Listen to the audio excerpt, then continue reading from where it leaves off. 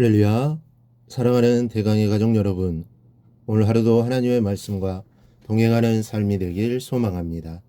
오늘 함께 나눌 하나님의 말씀은 열왕기하 23장 24절에서 30절 말씀입니다. 요시야가 또 유다 땅과 예루살렘에 보이는 신접한 자와 점쟁이와 드라빔과 우상과 모든 가증한 것을 다 제거하였으니 이는 대제사장 hil기야가 여호와의 성전에서 발견한 책에 기록된 율법의 말씀을 이루려 함이라.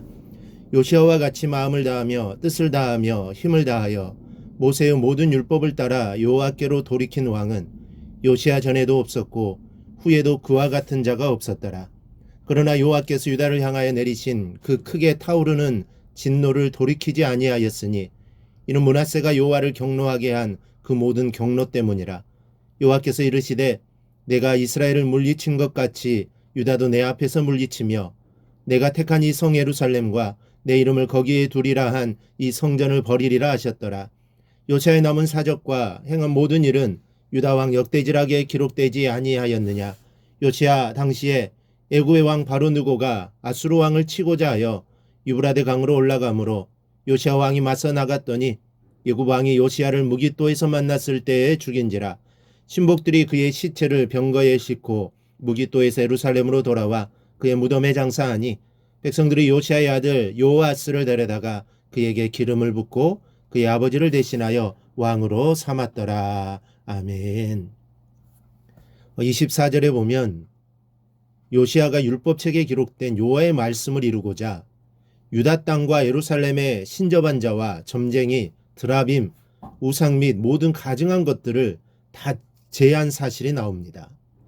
이러한 요시야의 개혁 조치는 이미 앞에서 거듭 밝힌 대로 유다 역사상 전무후무한 일입니다. 그만큼 요시야의 개혁은 파격적이었습니다. 때문에 요시야의 개혁은 우상 숭배 문화에 젖어 있던 백성들에게는 수용하기 어려운 면도 아마 있었을 것입니다. 그래 요시야의 개혁은 본문에는 나타나 있지 않지만 아마 일부 백성들의 반발도 불러일으켰을 것이고 그러한 이유로 일시적이나마 사회적 혼란도 야기되었을 것입니다. 하지만 요시야의 개혁은 궁극적으로 볼 때 도리어 나라의 안정을 가져오게 하였고 하나님의 심판도 일시적으로나마 유보되게 하였습니다. 이것은 요시야의 개혁이 옳은 것이고 잘했음을 나타내 줍니다. 하나님 말씀에 대한 순종은 환경이나 조건에 구애받아서는 안 되며 이를 초월하여 반드시 실행되어야 합니다. 환경이나 형편 운운하면서 하나님의 명령을 조건적으로 순종하고 부분적으로 순종하는 자세는 결코 순종이라 할 수 없습니다. 그러므로 우리는 하나님의 말씀이라면 어떠하더라도 순종할 수 있어야 합니다. 순종할 때 하나님의 일을 이룰 수 있는 것입니다. 그런데 요시야는 하나님 말씀에 온전히 순종함으로 종교개혁을 완성할 수 있었던 것입니다. 그런데 29절에는 종교개혁을 단행했던 요시야 왕이 전사하는 내용이 나옵니다. 요시야는 애굽 왕에 의해 죽임을 당합니다. 그리고 그에게는 세 아들이 있었는데 첫째가 엘리야김, 둘째는 요아스, 셋째가 시드기야였습니다. 요시야 왕이 죽자 백성들은 첫째 아들을 왕으로 삼지 않고 둘째였던 요아스를 왕으로 삼았다고 기록되어 있습니다. 그러나 그는 불행하게도 3개월 만에 애굽 왕에게 폐위당하고 애굽의 포로로 잡혀가 죽고 말았습니다. 여기서 우리는 두 가지 사실을 발견하게 됩니다.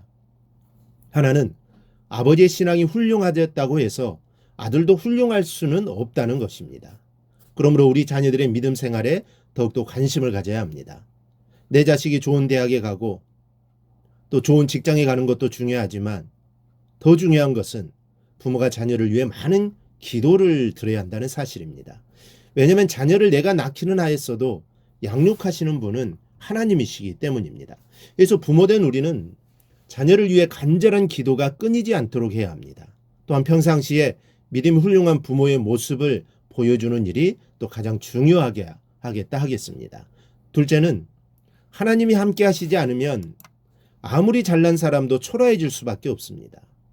맏아들 엘리야김이 있었음에도 불구하고 둘째인 요아스를 왕으로 세운 것은 필시 이유가 있었습니다.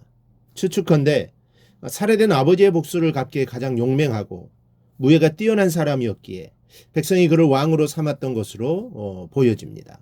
그러나 하나님이 떠난 그의 인생은 비극의 인생이 될 수밖에 없었습니다. 그러면 그 이유가 무엇이었을까요? 32절을 보니 요아스가 그의 조상들의 모든 행위대로 여호와 보시기에 악을 행하였더니 라고 기록하고 있습니다. 여호와 앞에서 악을 행하였기 때문이라는 말씀입니다. 여러분, 하나님 앞에 악을 행했던 그 한 사람으로 인해 어떤 비극이 왔는지 아십니까? 본인의 인생은 비참해지는 것은 물론 그의 죄악으로 인해 유다가 멸망하는 길을 걷기 시작했던 것입니다.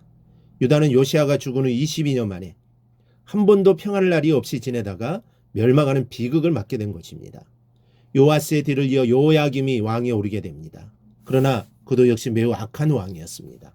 35절을 보면 요야김이 은과금을 바로에게 주니라.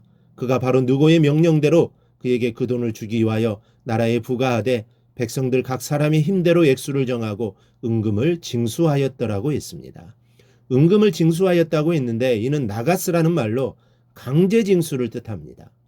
백성들의 재산을 강제로 빼앗아 애굽 왕에게 바쳤습니다. 그리고 37절에 보면 요야김이 그의 조상들이 행한 모든 일을 따라서 여호와 보시기에 악을 행하였다고 했습니다. 그도 역시 하나님 앞에 매우 사악한 왕이었습니다. 자고로 하나님을 버린 사람이 복을 받았다는 말은 성경 어디에서도 찾아볼 수 없습니다. 요한은 복의 근원이 되시기 때문입니다. 만일 이들이 하나님 앞에 철저히 회개를 하였더라면 적어도 유다 멸망의 시기는 연장되었을 것입니다. 그러나 그들은 하나님을 버렸고 재앙만 저질렀습니다. 그러니 유다가 복을 누릴 수가 없었던 것입니다. 우리는 주님 안에서, 말씀 안에서, 성령 안에서 기도하며 믿음으로 하루하루를 살아야겠습니다. 요시아처럼 살아야 할 겁니다. 25절을 보면 요시아를 이렇게 평가합니다. 요시아와 같이 마음을 다하며 뜻을 다하며 힘을 다하여 모세의 모든 율법을 따라 여호와께로 돌아온 왕은 요시아 전에도 없었고 후에도 그와 같은 자가 없었더라. 우리 모두도 하나님으로부터 이러한 평가를 받는 삶을 꼭 살아가기를 바랍니다. 하나님의 마음을 기쁘시게 해드리는 삶을 살아가기를 바랍니다. 이렇게 신앙으로 사는 자, 그가 하나님의 복된 삶을 누리게 될 것입니다. 이러한 은혜가 오늘 말씀을 듣는 모든 성도들에게 임하기를 축원합니다. 오늘 묵상한 말씀을 굳게 잡고 삶으로 실천하며 살아내는 대강의 모든 성도들이 되기를 축복합니다.